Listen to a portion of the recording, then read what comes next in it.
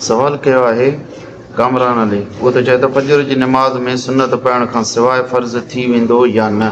बिस्मिल्लाहिर रहमानिर रहीम। जेकॾहिं फजर जी सुन्नत छॾे ऐं फ़र्ज़ अदा करे थो त फ़र्ज़ थी वेंदो।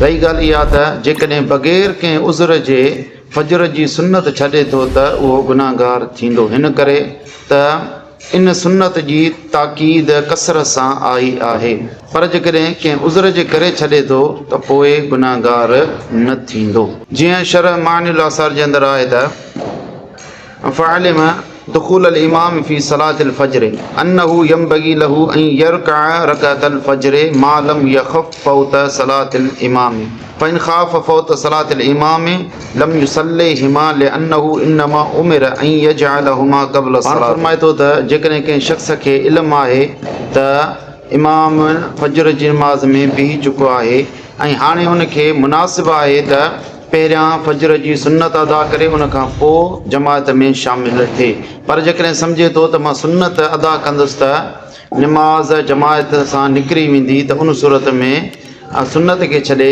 ऐं फ़र्ज़ में शामिलु थींदो। इन मां मालूम थियो त पंहिंजो कंहिं उज़र जे करे सुन्नत छॾे ऐं जमायत में बीहे ऐं फ़र्ज़ अदा करे थो त गुनाहगार बि न थींदो ऐं सुन्नत खे छॾण सां उनजो फ़र्ज़ बि थी वेंदो। अल्लाहु आलम बिस्सवाब।